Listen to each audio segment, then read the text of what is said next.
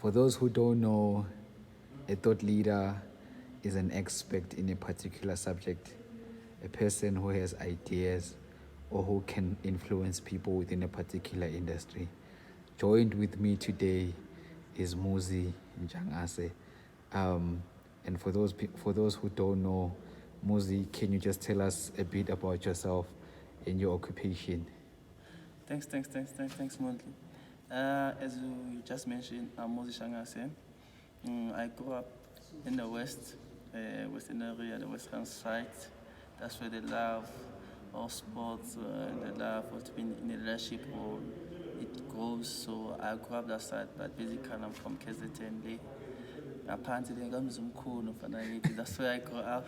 Lapho ngikhule khona kade ngazalwa khona, but I come up this side in western area. And I'm currently working for Safa Gauteng as one of the administrators in this office. So, and I also coach football. I'm currently coaching Brixton Football Athletic that compete in the second division of Safa Johannesburg. Okay, thank you, Muzi. The second question that I'm going to ask you today is, what motivates you as a person? What motivates me is one thing. Just let me quote something.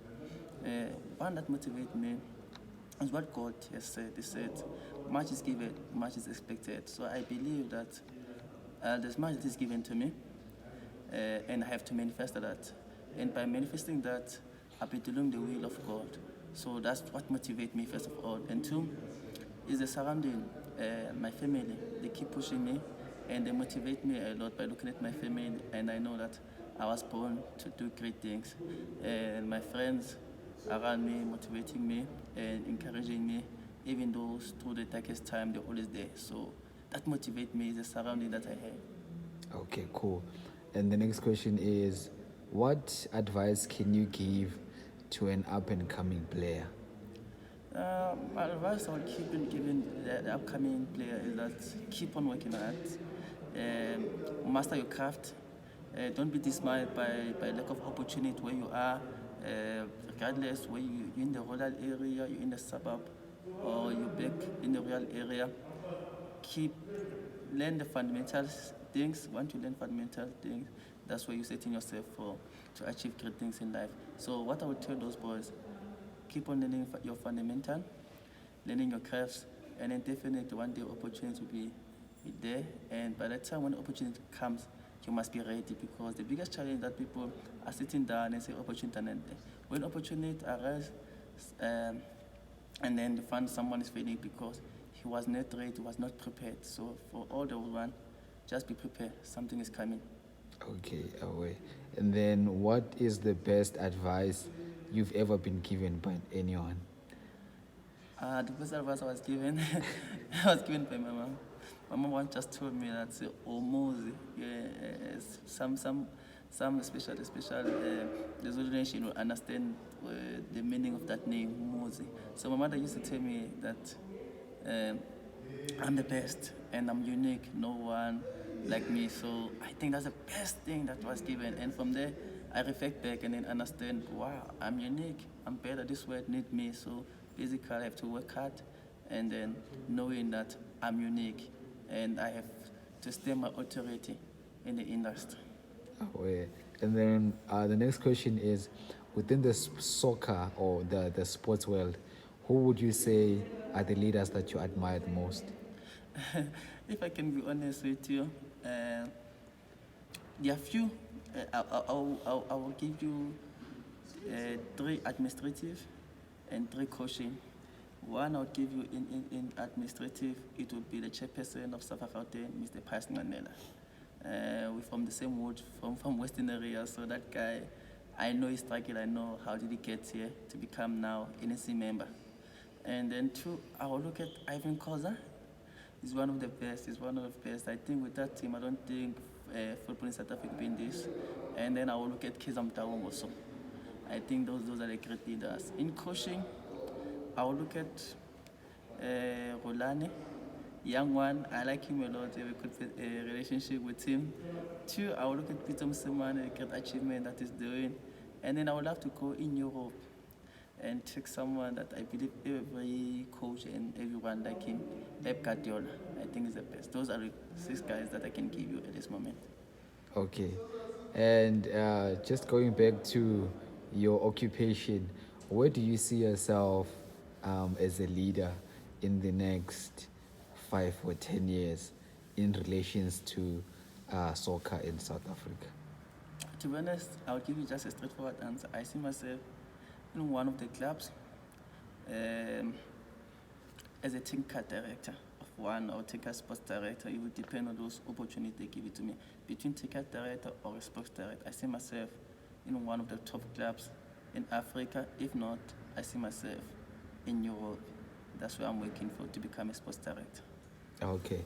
And then now I would like to touch base on something maybe the soccer players, the young soccer players may be asking themselves, maybe they might be interested in you answering this question.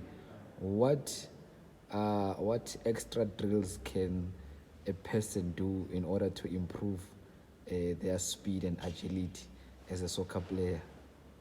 Okay, nice question. Look, there's a lot of drills that you can do. One, just let me just give you a background. Usually, when you do speed and agility, you don't need so much call and so forth. It depends where you are.